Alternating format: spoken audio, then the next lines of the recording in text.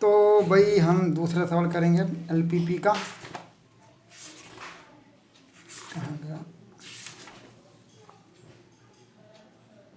Exercise 12.1 सवाल number 2। ध्यान से देखो क्या लिखा है इसमें। लिखा है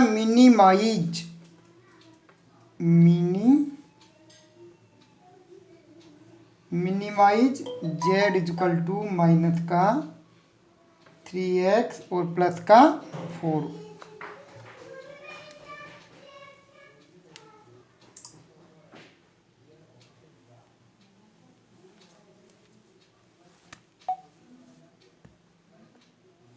ठीक है बच्चों। इसके बाद लिखा है सब्जेक्ट टू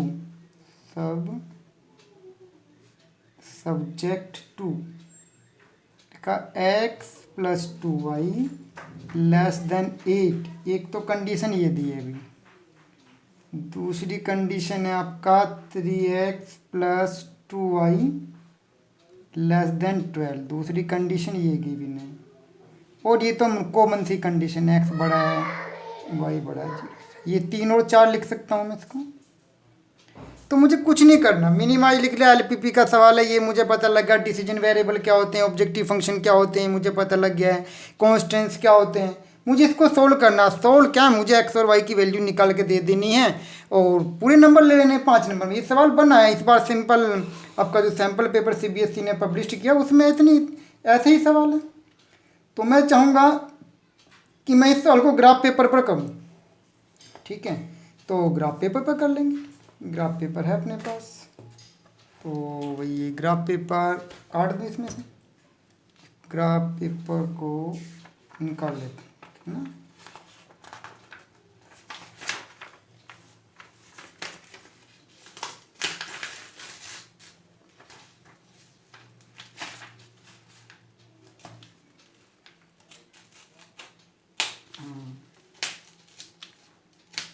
ठीक है, ग्राफ पेपर ही हमने ले लिया है, उस पर बनाएंगे। ठीक है बच्चों, ये यहाँ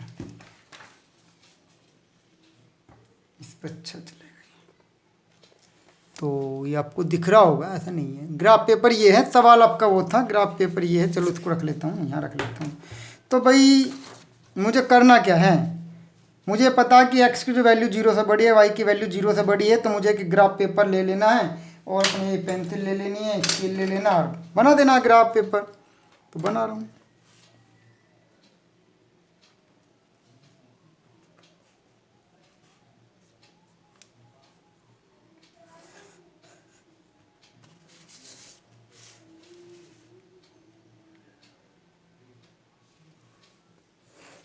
लीजिए भाई, ये तो बन गया x एक्सिस, इधर ये बन गया y एक्सिस, ये हो गया ओरिजिन 0 0। और कंडीशन देख रहे हो 3 और 4, ये बोल रहा है कि आपका जो रीजन है भाई, इसका सीधा सा मतलब है फर्स्ट क्वाड्रेंट में आपके प्रॉब्लम सॉल्यूशन होने हैं। ये फर्स्ट क्वाड्रेंट है, इधर सेकंड बनता था, यहाँ थर्ड बनता था, यहाँ फोर्थ बनता था। राइट, तो हमारा सॉल्यूशन फर्स्ट क्वाड्रेंट में है ना। इनसे ये मतलब निकलता है 3 और 4 से। तो उनको बनाओ ना बनाओ, वैसे आपको पता तो होगा। ये वाली जो लाइन है, इस लाइन का मतलब है y इक्वल टू 0 और y का वैल्यू जो है वो 0 से बड़ा ही होना चाहिए। मतलब इधर इस रीजन में मेरा होना चाहिए, ये मतलब है इसका। y का वैल्यू 0 से बड़ा का मतलब ये वाला पोर्शन, x का वैल्यू 0 से बड़ा मतलब ये वाला पोर्शन। तो मुझे फर्स्ट क्वाड्रेंट के अलावा ना तो सेकंड क्वाड्रेंट में, ना थर्ड में, ना फोर्थ में कुछ भी रीजन को शेडेड नहीं करना, ये मतलब इसका। अब बचते हैं मेरे पास ये टेबल्स। क्या नाम है आपका, ये x प्लस वाई, और यही बना लूँ, स्पेस तो है ही। हाँ देखो, x प्लस वाई अगर मैं 8 लिख लूँ इक्वल टू, तो एक टेबल बन जाएगी भाई। आप अपनी मैन कॉपी में इस लाइन को नीचे लिखना भाई, ये तो मैं समझाने के लिए बना रहा हूँ बस। ये x हो गया और ये y हो गया। जब x बराबर 0 तो y बराबर 4, और जब y बराबर 0 तो भाई x बराबर 8। तो ये पॉइंट बना लेता हूँ मैं, यानी कि x बराबर 0, y बराबर 4। देखते हैं भैया, 1 2 3 4, ये तो ये पॉइंट आ गया भाई 0 4, है ना। यहाँ लिख देता हूँ 0 और 4, दिख रहा होगा आपको, 0 और 4 लिख दिया। इसके बाद x पर 8, y पे 0, तो भाई 1 2 3 4 5 6 7 8 ये वाला बन गया। तो ये पॉइंट बनेगा मेरा 8 और 0। इनको दोनों को मिला दूंगा, फुटा रख के यहाँ से। इंटरसेप्ट फॉर्म 10th क्लास में सीखे थे भाई, ये तो बहुत आसान टॉपिक था, ग्राफिकल। अब देखिए इसमें नई बात क्या भाई, ये जो इनइक्वलिटीज होती है ना, ये पूरे प्लेन को दो पार्ट में डिवाइड करती है। देखिए आइदर ये इधर का पोर्शन होगा, आइदर ये इधर का पोर्शन होगा। तो कौन सा पोर्शन होगा उसके लिए आपको एक टेस्ट बताए थे 11th क्लास में, ओरिजिन टेस्ट कर लीजिए आप। ओरिजिन यहाँ है ना 0 0। अगर मैं x बराबर 0 y बराबर 0 इन इक्वलिटीज नंबर 1 में रखता हूँ तो वो सेटिस्फाई है कि नहीं? हाँ वो सेटिस्फाई है। मतलब इस लाइन के इधर वाले पोर्शन को मैं सेडेड कर दूंगा। और मुझे पहले से पहले पता लग गया था कि भाई उधर नहीं सेट कर पाऊंगा। उधर कोई पॉइंट ले लो आप, यहाँ पे ले लो, चलो 8 और 8 ले लो, यहाँ कोई पॉइंट आएगा, मान लीजिए 8 और 8। तो 8 और 16 24, 24 छोटा होता होगा 8 से, हो ही नहीं सकता। तो ऐसा पॉइंट लेना जो इससे सेटिस्फाई करे। तो ओरिजिन से टेस्ट किया, इसको सेटिस्फाई करके मतलब इधर का रीजन होगा। तो ये मेरे पास पेंसिल है ही, और मैं इससे इधर को से सेट कर दूंगा भाई। ऐसा रख के आप भी कर सकते हैं एग्जाम में रख के इसको। अच्छा हटा देता हूँ। एक बात का ध्यान रखना कि जब आप ये रीजन सेट कर रहे हैं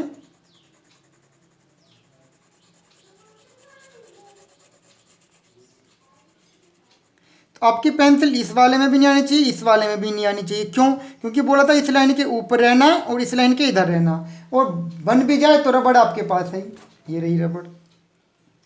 रबड़ से हटा दूंगा इसको, बन गया था थोड़ा सा, इसको क्या करूंगा रबड़ से हटा दूंगा। तो ये मेरा इनइक्वलिटीज नंबर 1 था, उसका ग्राफ बन गया।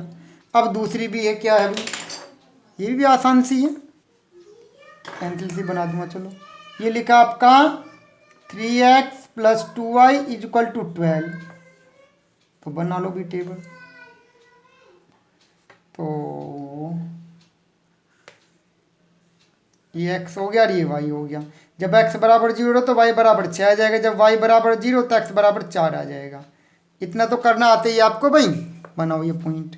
तो जब x बराबर 4 मतलब 1 2 3 4, एक तो पॉइंट यहाँ आएगा, यानी कि हो जाएगा 4 और 0। एक पॉइंट बनाना मुझे 0 6, यानी कि 1 2 3 4 5 6 यहाँ बनेगा एक पॉइंट, यानी कि 0 6 बन के 2 पॉइंट। इन 2 पॉइंट को मिला देंगे।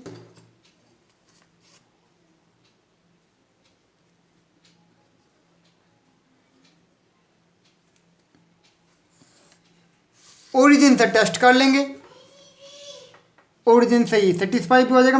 मतलब ये कहना चाह रहा है कि ये जो आपकी दूसरी इक्वेशन का आपने ग्राफ बनाया था, ये वाला, आपको जो पोर्शन सेट करना है वो इस लाइन के इधर का नहीं करना, बस इधर वाला ही करना है। और उधर दिख भी रहा हो तो मिटा देना।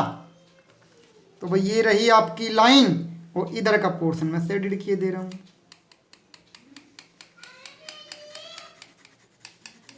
अब इस लाइन के उधर आपको कोई पोर्शन सेडेड दिख रहा हो तो भी उसको मिटा दीजिए। मिटा देंगे जी, सेडेड पोर्शन मिटा दिया तो ये बचा। देखो ये लाइन थी, इसके इधर इधर है। और ये लाइन जो बनाई अपने, ये वाले जो लाइन बनाई थी, इसमें आपने क्या कहा है कि भाई ये जो लाइन थी कि इधर ही बनाना, उधर बन जाए भी तो मिटा देना। उस तरफ बन भी जाए कोई पोर्शन तो उसको क्या करेंगे आप, मिटा देना भाई। तो ये रही रबड़, और मिटा देंगे, बन गया होगा तो लीजिए मिटा देंगे। ठीक बच्चों, तो ये पोर्शन आया। और डार्क करके दिखाऊं, ये वाला पोर्शन।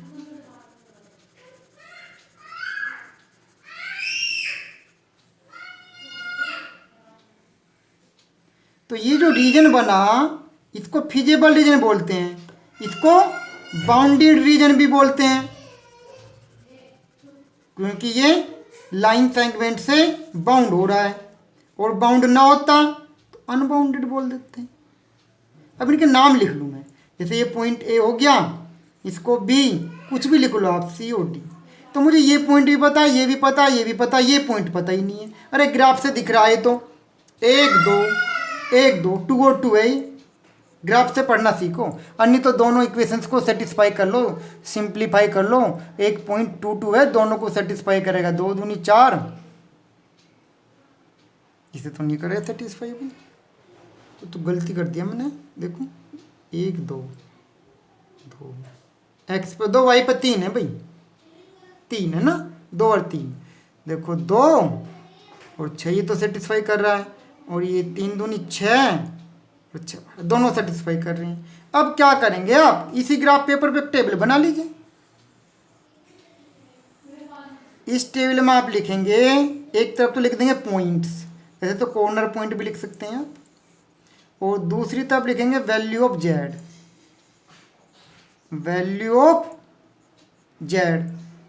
तो कहीं भी बना सकते हो, पेज पे बना सकते हो, ग्राफ पेपर बना सकते हो। 4 पॉइंट्स आए हैं बाहर, बाई चांस 4 आ गए। क्या क्या करना था, मिनिमाइज। और ये तो कमाल का सवाल है, मिनिमाइज तो 0 0 पे हो जाएगा ये, लेकिन हाँ माइनस भी लगा है।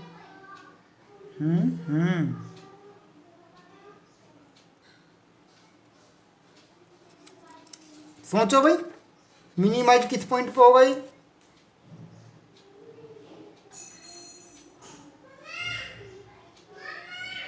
सवाल नंबर 2 कर रहे हैं। सवाल नंबर 2, चलो देखते हैं, इस पॉइंट पे देखते हैं भी 0 0 पे। पहले 0 0 फीड करोगे, वहाँ 0 आ जाएगा। 4 और 0 रखोगे तो कितना आएगा भाई, 4 को 4 तिया 12, माइनस का 12, बहुत अच्छे। और 0 0 क्या, 2 और 3,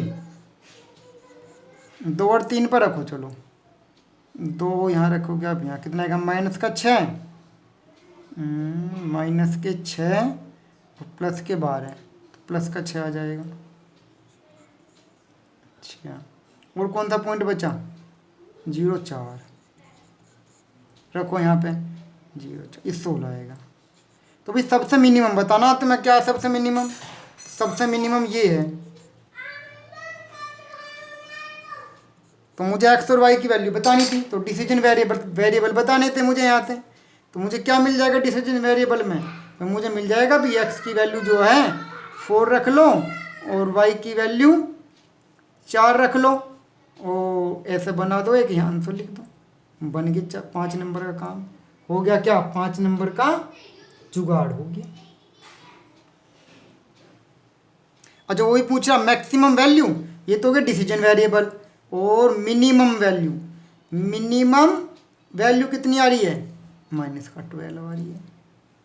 बताओ अभी कोई दिक्कत है इसमें, मुझे तो लगता है इसमें कोई दिक्कत है। बस तो ऐसे ही कर लो ग्राफ बना बना के।